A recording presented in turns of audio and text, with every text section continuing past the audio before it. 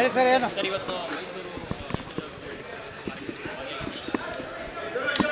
ನೋಡಿ, ಇಡೀ ರಾಜ್ಯದಲ್ಲಿ ಚಾಮರಾಜನಗರ ಹಿಡಿದು ಬೀದರ್ ಬಸವ ಕಲ್ಯಾಣವರೆಗೆ ಒಂದು ಹಿಂದುತ್ವದ ಸಂಘಟನೆ ನಾವು ಮಾಡ್ತಾಯಿದ್ದೀವಿ. ಇದರ ಉದ್ದೇಶ ಏನಂದರೆ, ರಾಜ್ಯದಲ್ಲಿರುವಂಥ ಸರ್ಕಾರ ಇದು ಒಂದು ಮುಸ್ಲಿಂ ಪರವಾದಂಥ ಸರ್ಕಾರ. ಹಿಂದೂಗಳ ರಕ್ಷಣೆ ಇಲ್ಲ, ಹಿಂದೂಗಳಿಗೆ ಯಾವುದೇ ಅಭಿವೃದ್ಧಿ ಯೋಜನೆಗಳಿಲ್ಲ, ಹಿಂದೂಗಳ ಕಾರ್ಯಕರ್ತರ ಮೇಲೆ ನಿರಂತರವಾಗಿ ಹಲ್ಲೆ ಆಗ್ತಾಯಿದೆ, ಅವರನ್ನು ಯಾರೂ ಕೇಳೋರಿಲ್ಲ. ಆ ದೃಷ್ಟಿಕೋನದಿಂದ ಇಡೀ ರಾಜ್ಯದಲ್ಲಿ ಒಂದು ಹಿಂದೂ ಸಮಾಜವನ್ನು ಸಂಘಟನೆ ಮಾಡುವಂಥ ಕೆಲಸವನ್ನು ಮತ್ತು ಜಗತ್ತಿನಲ್ಲಿ ಈ ಇಸ್ಲಾಂ ಮೂಲಭೂತವಾದಿಗಳಿಂದ, ಭಯೋತ್ಪಾದಕರಿಂದ ಯಾವ ರೀತಿ ಒಂದು ಅಪಾಯ ಈ ದೇಶಕ್ಕಿದ್ದಾರೆ ಅಂತಂದು ತಿಳಿಸಲಿಕ್ಕೆ ನಾವು ಈ ರೀತಿ ಪ್ರವಾಸವನ್ನು ಮಾಡ್ತಾಯಿದ್ದೀವಿ. ಸರ್, ಈಗ ಕನ್ನಡ ಅಭಿವೃದ್ಧಿ ಪ್ರಾಧಿಕಾರದ ಅಧ್ಯಕ್ಷರು ಮಾತಾಡಿದ್ದಾರೆ, ಯಕ್ಷಗಾನದಲ್ಲಿ ಸಲಿಗೆ ಬೆಳೀತಾ ಇದೆ ನೋಡಿ. ಅಲ್ಲಿ ಏನಾಗಿದೆಯೋ ಅವರು ಯಾರಾದರೂ ಅಧ್ಯಕ್ಷರಿದ್ದಾರೆ, ಅವ್ರ ಗಮನ ತೊಗೊಂಡು ಏನು ಪರಿಹಾರ ಕಂಡುಹಿಡ್ಬೇಕು ಅವ್ರು ಹಿಡಿಬೇಕು. ಹೌದು, ನಿಜ, ಖರೆ. ಅದನ್ನು ಆ ಜವಾಬ್ದಾರಿ ಅವ್ರ ಅಧ್ಯಕ್ಷರು ಅದಾರಂದರೆ ಅಧ್ಯಕ್ಷರು ಅದನ್ನು ಯಾವ ರೀತಿ ನಿರ್ಮೂಲನೆ ಮಾಡಬೇಕು ಅಂತ ಒಂದು ಚರ್ಚೆ ಮಾಡಬೇಕು. ಆ ರೀತಿ ಆ ಸಂಘಟನೆಯಲ್ಲಿ ಆ ಒಂದು ಕಾರ್ಯಕ್ರಮಗಳನ್ನು, ಆ ಒಂದು ಶಿಸ್ತನ್ನು ತರಲಿಕ್ಕೆ ಅವರೇ ಪ್ರಯತ್ನ ಮಾಡಬೇಕು. ಈಗ ರಾಜ್ಯದಲ್ಲಿ ಅಡ್ಜಸ್ಟ್ಮೆಂಟ್ ಪಾಲಿಟಿಕ್ಸ್ ನಡೀತಾ ಇದೆ, ಬಿಹಾರದಲ್ಲಿ ಆ ರೀತಿ ಆಗೋದು ಸಾಧ್ಯನೇ ಆಗಿದೆ. ನೋಡಿ,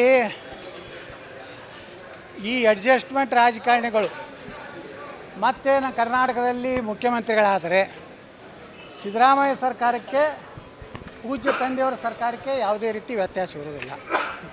ಇವರು ಹಿಂದೂಗಳನ್ನು ರಕ್ಷಣೆ ಮಾಡಿಲ್ಲ, ಪೂಜ್ಯ ತಂದೆಯವರಾಗಲಿ ಹಿಂದಿರುವಂಥ ನಮ್ಮ ಸರ್ಕಾರದವರು. ಅದಕ್ಕೇ ಸರ್ಕಾರ ನಮ್ಮ ರಾಜ್ಯದಲ್ಲಿ BJP ಹೀನಾಯವಾಗಿ ಸೋಲಿಕ್ಕೆ ಕಾರಣ ಹಿಂದೂ ಪರವಾದಂಥ ಯಾವುದೇ ಗಟ್ಟಿ ನಿರ್ಣಯ ತಗೊಳ್ಳಿಲ್ಲ, ಭ್ರಷ್ಟಾಚಾರ ಮಾಡಿದ್ರು.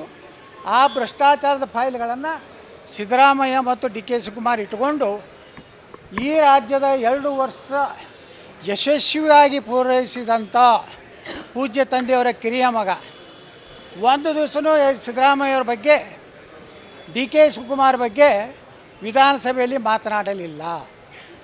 ಮೊನ್ನೆ ಅದೇನೋ RCB ದೊಡ್ಡ ಘಟನೆ, 11 ಜನ ಏನೋ ಇದು ಆಯಿತು, ಕಾಲು ತುಳಿತಾಯ್ತಲ್ಲ, ಅವಾಗ ಪೂಜ್ಯ ತಂದೆಯವರ ಮಗ ವಿಧಾನಸಭೆಯಲ್ಲಿ ಕುಂಡಿರಲಿಲ್ಲ. ಹಿಂದೂ ವಿರೋಧಿ ಬಜೆಟನ್ನು ಸಿದ್ದರಾಮಯ್ಯನವರು ವಿಧಾನಸಭೆಯಲ್ಲಿ ಏನು ಓದಿದ್ರು, ಬಜೆಟ್ ಮೇಲೆ ಭಾಷಣದಲ್ಲಿ ಪೂಜ್ಯ ತಂದೆಯವರ ಮಗ ಮುಖ್ಯಮಂತ್ರಿ ಸಿದ್ದರಾಮಯ್ಯ ಅಭಿನಂದನೆ ಸಲ್ಲಿಸಿ, ಇಷ್ಟು ದೊಡ್ಡ ಬಜೆಟನ್ನು ಕೊಟ್ಟಿದ್ದೀರಿ, ಸುದೀರ್ಘವಾದ ಬಜೆಟ್ ಕೊಟ್ಟಿದ್ದೀರಿ, ಧನ್ಯವಾದ ಅಂತ ಹೇಳಿದ್ರು. ಒಂದು ಸಲ ಅಂತರೂ DK ಶಿವಕುಮಾರ್ ಎದ್ದು ನಿಂತು ಪೂಜ್ಯ ತಂದೆಯವರ ಬಗ್ಗೆ ಮತ್ತು ನಮ್ಮ ವಿರೋಧ ಪಕ್ಷ ನಾಯಕರಿಗೆ, ನಿಮ್ಮದು ಭಾಳಷ್ಟಿದೆ ಫೈಲು, ಪಿಚ್ಚಿಡ್ಲ ಸೋಮನೆ ಕೂತ್ಕೋಬೇಕು ಅಂದಾಗ ಅದಕ್ಕೆ ಇವರಿಬ್ಬರು ಉತ್ತರ ಕೊಡಲಿಲ್ಲ. ಈ ರೀತಿ ಕರ್ನಾಟಕದಲ್ಲಿ BJP ಮುಖ್ಯಮಂತ್ರಿ ಯಡಿಯೂರಪ್ಪನ ಮಗ ಆದರೆ, ಕಾಂಗ್ರೆಸ್ನಲ್ಲಿ ಸಿದ್ದರಾಮಯ್ಯ DK ಶಿವಕುಮಾರ್ ಮುಖ್ಯಮಂತ್ರಿಗಳ ಆದರೂ ಸಹ ವ್ಯತ್ಯಾಸ ರಾಜ್ಯದ ಹಿಂದೂಗಳಿಗೆ ಆಗೋದಿಲ್ಲ, ಭ್ರಷ್ಟಾಚಾರ ಕಡಿಮೆ ಆಗೋದಿಲ್ಲ, ಇದು ಸ್ಪಷ್ಟ.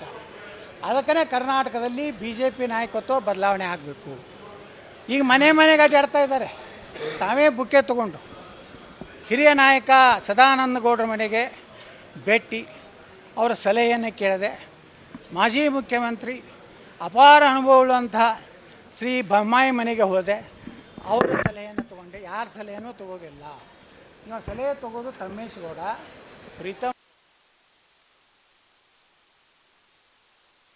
ಅವರ ಸಲಹೆ ತೊಗೊಂಡು ಈ ರಾಜ್ಯದಲ್ಲಿ ಈ ವಿಜಯೇಂದ್ರ ಯಶಸ್ವಿ ರಾಜ್ಯ ಅಧ್ಯಕ್ಷರಾಗಿಲ್ಲ.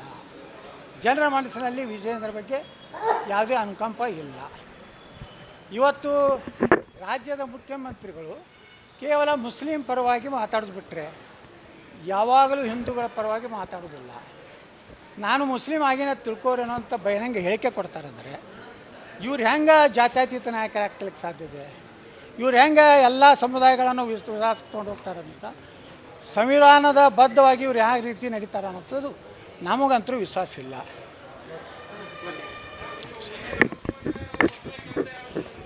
ನಮ್ಮ ಮುಂದಿನ ಮುಖ್ಯಮಂತ್ರಿ ಆದರೆ ದೇಶ ವಿರೋಧಿ ಚಟುವಟಿಕೆ ಮಾಡುವಂಥ ಈ ಪಟ್ಟಿಂಗರ್ ಏನಾದಾರಲ್ಲ, ಹಿಂದೂಗಳ ಧಾರ್ಮಿಕ ಭಾವನೆಗಳ ಮೇಲೆ ಕಲೆಸತ ಮಾಡುವುದು, ಹಿಂದೂಗಳ ಹೆಣ್ಮಕ್ಕಳ ಲವ್ ಜಿಹಾದ್ ಮಾಡೋದು, ಇಂಥವ್ರ ವಿರುದ್ಧ ಬುಲ್ಡೋಜರ್ ಕಾರ್ಯಕ್ರಮ ನಮ್ಮದು ಪ್ರಾರಂಭ ಆಗ್ತದೆ. ಭ್ರಷ್ಟಾಚಾರ ರಹಿತವಾದಂಥ ಅಭಿವೃದ್ಧಿ ಪರವಾದಂಥ ಹಿಂದೂ ಪರವಾದಂಥ ಸರ್ಕಾರ ನಾವು ಕೊಡ್ತೀವಿ ಹೊರತು ನಮ್ಮ ಮನೆ ತುಂಬಿಕೊಳ್ಳುವಂಥ ಭ್ರಷ್ಟಾಚಾರ ಮಾಡೋದಿಲ್ಲ ಅಂತೇಳಿ ಇವತ್ತು ಮೈಸೂರು ಚಾಮುಂಡಿ ದೇವಿಯ ಸನ್ನಿಧಿಯಲ್ಲಿ ನಾನು ನಿರ್ಣಯ ಮಾಡಿದ್ದೇನೆ. Thank you sir. Thank you.